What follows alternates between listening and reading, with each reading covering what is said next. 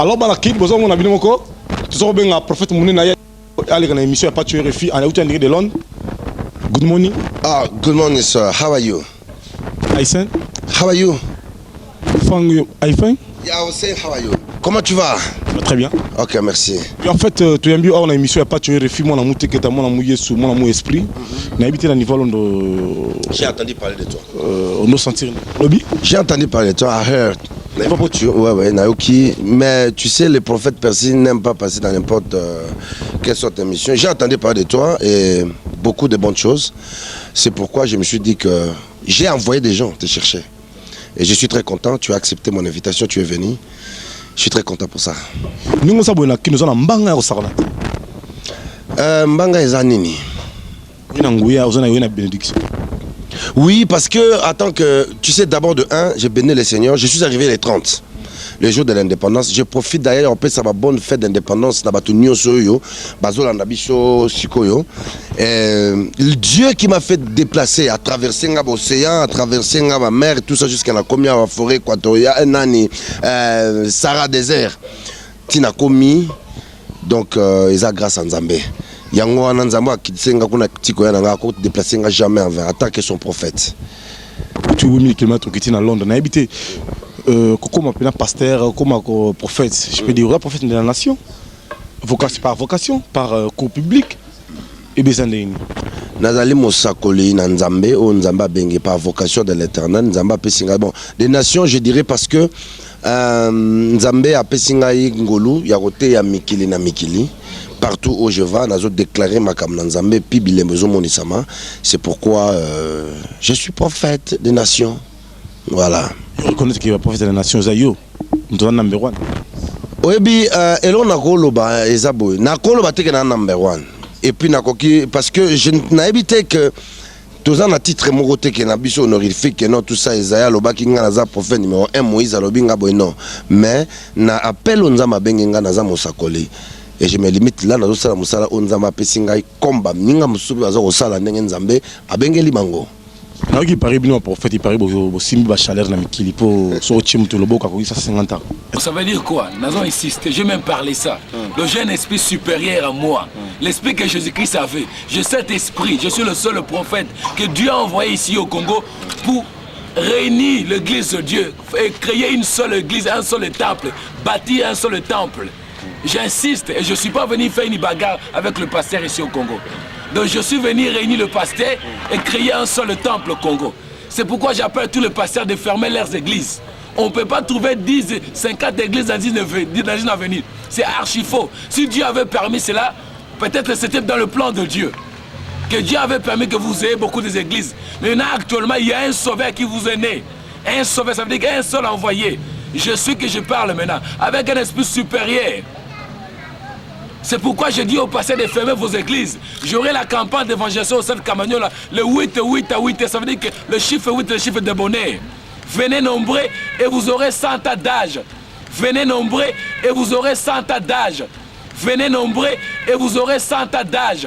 La promesse de la vie éternelle que Jésus-Christ avait promis. Depuis Nzamba Zala Nzambe non que l'oranengoanate. Venez nombreux et vous aurez 100 ans d'âge. La promesse de la vie éternelle que Jésus-Christ avait promis. Ça contre ça. Nakowe kondima eloko makome lobi te bible lobi to bakisa te to longola te.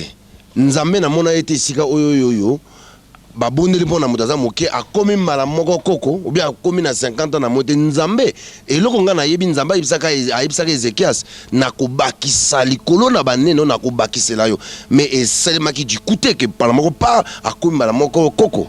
Ça, je ne sais pas moi, évangile wana. Une nouvelle église, un seul temple. C'est pourquoi je dis, il faut fermer vos églises parce qu'il n'y a qu'un seul prophète et un seul pasteur. Les pasteurs sont vos mamans, vos papas à la maison, ne les appelez plus pasteurs.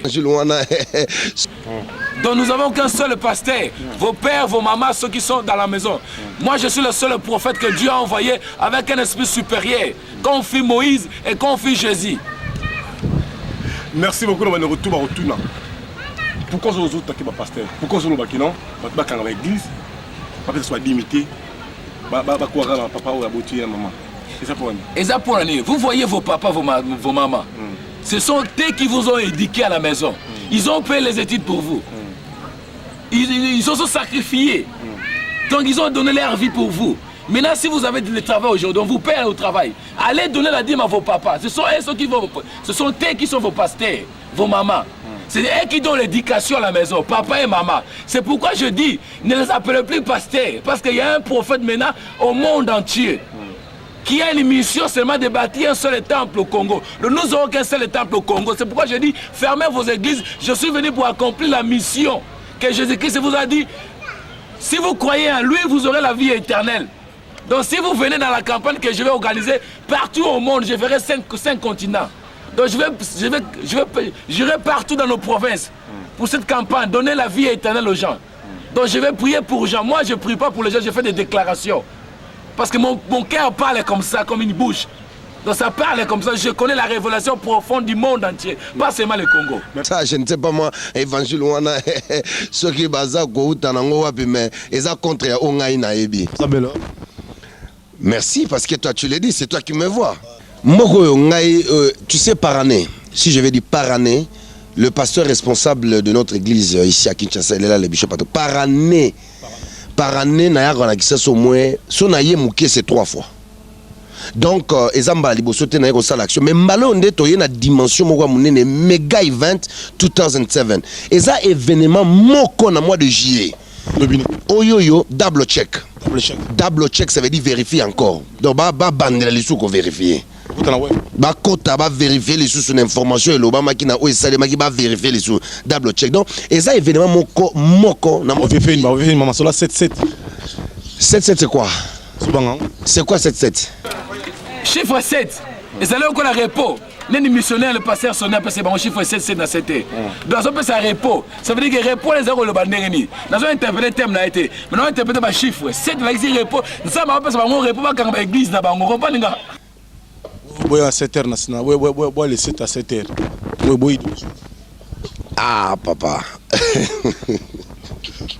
bon wana eza ya mutu mtasala yango eza mutu mutalobi ke 7 na 7 mutu mutasala yango machine ba signe magique na on a biso eza mutu asali yango mutu mutalobi bato boya na 7h c'est comme ngana lobi bato boya le 20 mutu mutabi na 7h mais ce n'est pas que pour nzamba visiter mutu il faut que le 20 yangai ou bien il faut que le 7 parce que mutu nyozo na mwana nzambe mutu nyoso azolanda ngai par la grâce vous excusez ngai parce que chaleur mutu nyoso azolanda ngai oyo azana kondima ya nzamba bikamo nga nazoteya akoki bana kozwa bikamo na ye kaka sikoyo ne azolanda ngai lobi pe mikolo so tito comme le 20 mais le 20 on est spécial parce que c'était un rendez-vous Dieu respecte le rendez-vous mais je peux pas seulement dire que parce que tu sais que ne dobi le 20 wana ou bien mutu mo le 7 na 7 wana embuscade mo eko salema ou bien décret mo ekoyi mula mo ko beta pe ya makasi bato bako ya te siko yo siko nzambe no beka laisser toi na 7 bato faire un miracle ngo beta bato mbunzu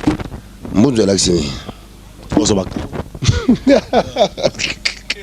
monde là vilo mo faut bon expliquer nga moi malamu po yo zali belle mais faut yeba belle homme te ngala yebi makambo yo makomi za koloba de makambo nyoso yo ngala yebi za makambo ya makomi o makomi na nzambe zoloba yango ne ngala yebi. Makamunanza est trop glissant. Celui que tu peux voir faux, c'est lui le vrai. Et celui que tu peux voir vrai, c'est lui le faux. C'est ainsi que Yesu a dit à lui que Naba Dunda, Naba Épine, Botike Kol ensemble. Quand le maître viendra, il y a beaucoup de long. Parce que tant que nous avons l'épine, on a long là nous. Mais n'habitez pas passer, you know, ça va l'accent, il pas non plus dans l'église, non plus, vous avez la vision. Dieu parle et Chimcham a une prophétie avec précision. Chimcham a une prophétie avec précision. Donc, avec non précision, je peux dire. Non. Et je ne prophétise pas que dans la lune, tu peux venir, je te dis. Combien de fois mais quand Dieu me parle, il me parle. Même Daniel, quand le roi est venu lui dire, voilà, il dit, donne à ton serviteur l'état qui cherche la face de Dieu.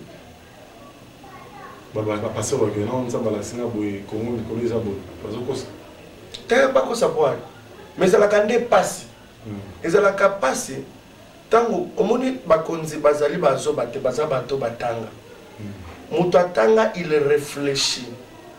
Nzambe asalanga grâce apesanga sagesse. Nakomisaka Nzambe moto inspiranga na luka sagesse na vie c'est le pasteur Sony Kofutaro. Il m'a inspiré à avoir la sagesse. Vous avez la sagesse. Mon conseil kopenga yo po ayo kagaka yo si réellement tu es un prophète. Au monde bonne pour na mboka, na mona bonne pour. C'est comme un show. Moto moka benginga est-ce que guerre est amabe? La petite réponse pour na yo guerre est amabe moto est amabe. Est-ce que tenga na tunyo, nga pe na tunye. Pesa nga réponse parce que celui qui donne la question a une réponse réservée. Après c'est une réponse c'est moi aussi je n'ai pas de réponse. Mais Nzamba le bini pour la ngai. La Nzamba le bika que chercher la paix avec tout le monde. Mais pour ça tu me tiens tout ça na kini pina ba ibi na bibliothèque bazo banga pe ibi na bibliothèque.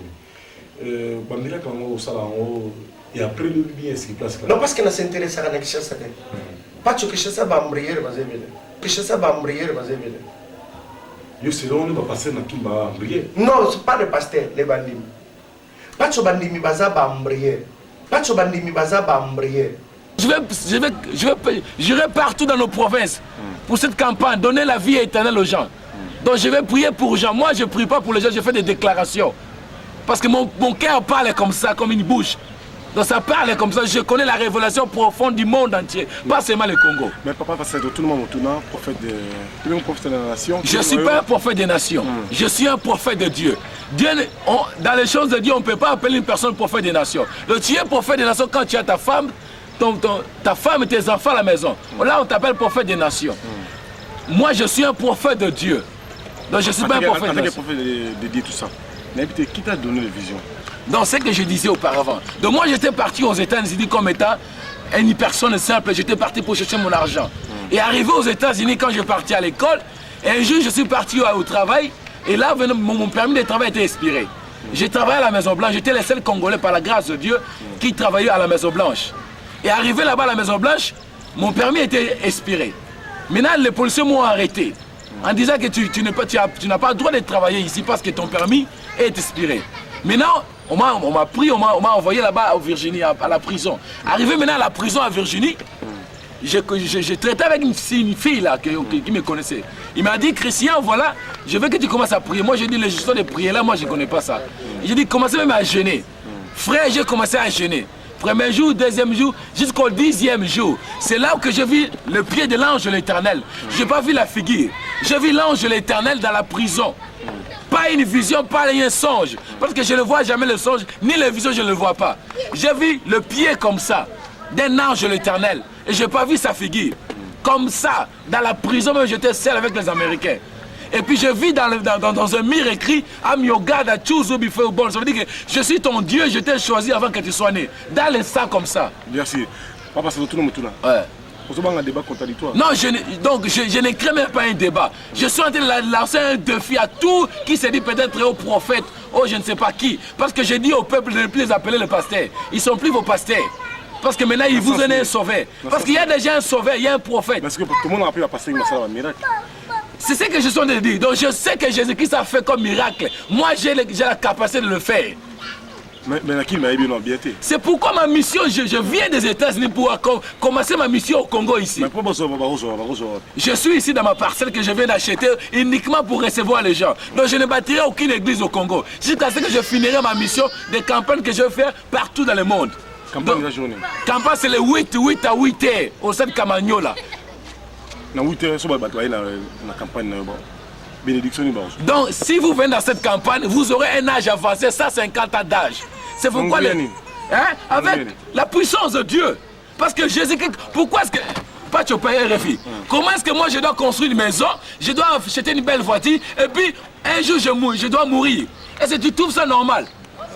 Dieu n'est pas injuste pour te permettre peut-être d'avoir une maison et de belles voitures et te tuer un jour. Tu le crois vraiment? 40 ans, tu n'es plus en vie. C'est pourquoi Dieu est miséricordieux et compassion. Il a dit, ça c'est le paradis. Les gens n'arrivent pas à savoir, les chrétiens ont l'ignorance. Peut-être ils ne savent pas que ça c'est le paradis, le ciel. Ça c'est le ciel. C'est pourquoi je dis au peuple, baptisez vos maisons, construisez de belles maisons, ayez des voitures, travaillez. Ça c'est le ciel. Jésus-Christ ne va plus revenir. J'ai l'esprit de Jésus à moi. Et ne m'appelez pas Dieu, je ne suis pas Dieu. Je suis le seul envoyé comme fille Moïse, comme fille Jésus. Je ne suis pas Dieu, ne m'appelez pas Dieu, ne m'adorez pas. C'est pourquoi je dis, j'appelle tous les musiciens modernes.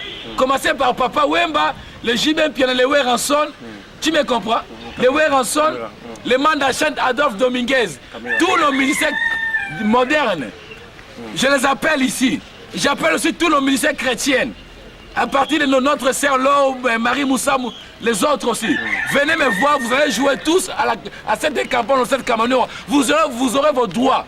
On va vous payer pour ça. Donc vous allez chanter une chanson pour le Seigneur. Pas Jésus, mais une chanson pour Dieu. C'est pourquoi comme il y a un sauveur dans le monde maintenant, ne citez plus le nom de Jésus-Christ. Si vous citez le nom de Jésus-Christ, je vous dirai que vous êtes en train de me glorifier.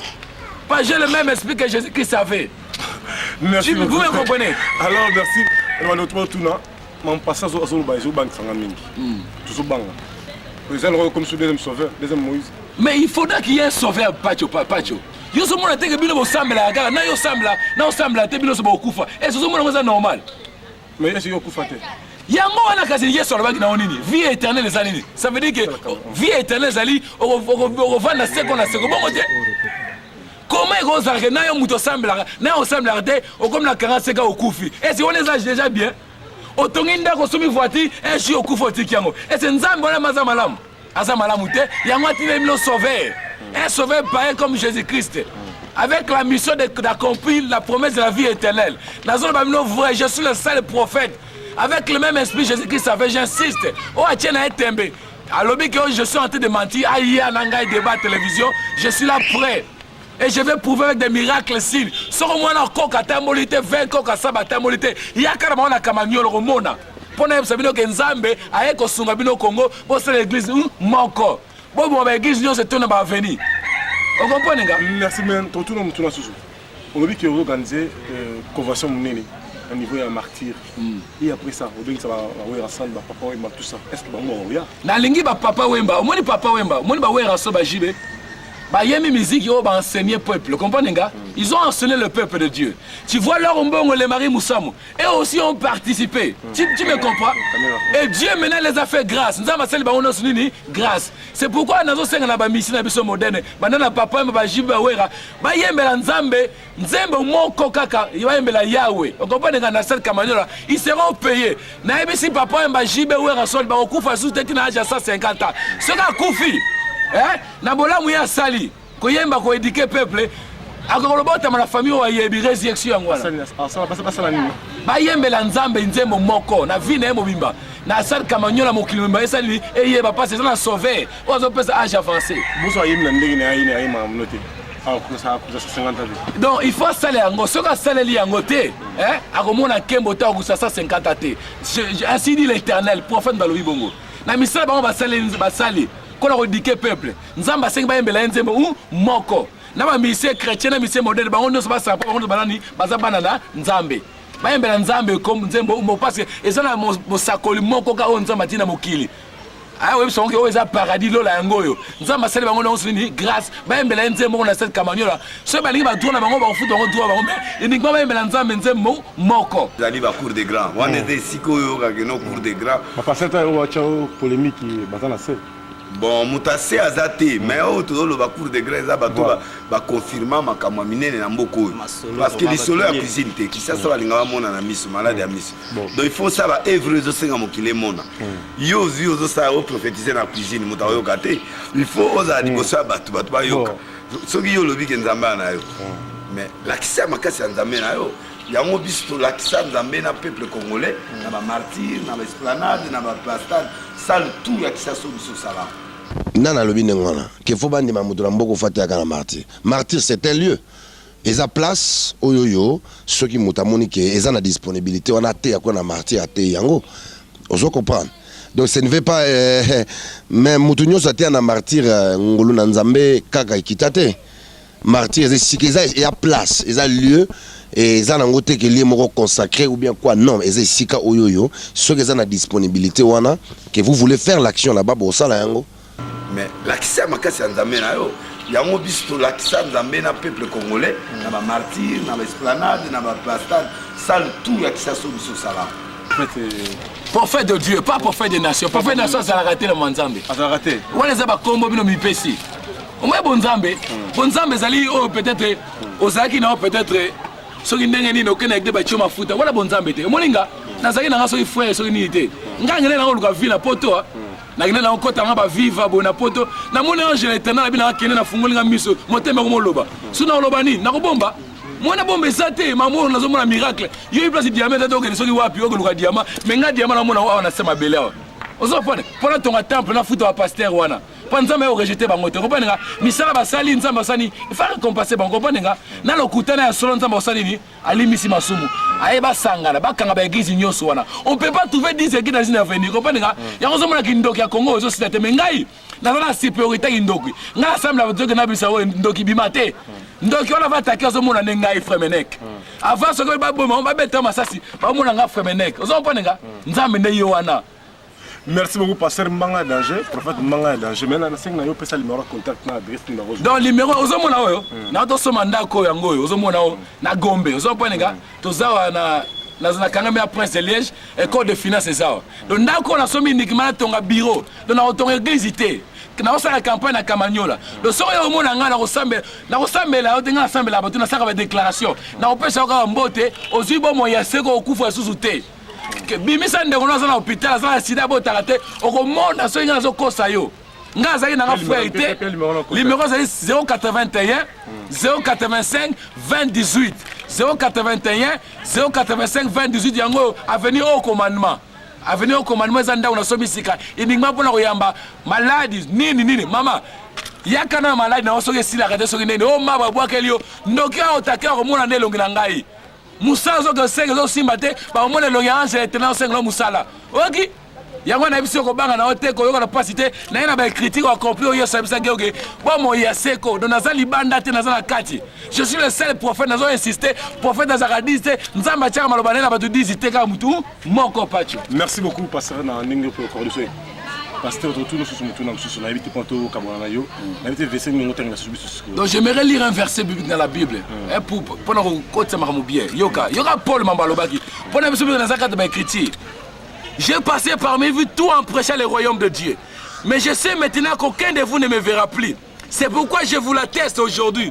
Si l'un de vous se perd, je n'en suis pas responsable. Maman, ceux qui ont perdu les lots, ils sont responsabilité. Pour nous dire qu'il y a un sauveur dans le monde au Congo. De ceux qui ont mis ici dans l'Italie.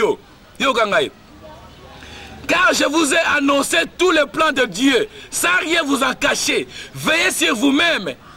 Et si tous les troupeaux que le Saint-Esprit a remis à votre garde, prenez soin de l'église que Dieu s'est acquise par la mort de son propre Fils. Je sais qu'après mon départ, des hommes pareils à des loups redoutables s'introduiront parmi vous, n'épargneront pas les troupeaux. Et même dans vos propres rangs, des hommes se mettront à dire des mensonges pour entraîner ainsi les croyants à leur suite. Donc, maman, il y aura parmi vous, les églises que vous voyez construites, des gens pareils à des loups redoutables. Ils vous diront des mensonges pour avoir de l'argent. C'est pourquoi j'insiste, je donne l'appel. Donc, si vous ne me croyez pas que je suis venu pour accomplir la promesse de Jésus, je ne suis pas responsable. Et je dis ça devant Dieu, ainsi dit l'Éternel.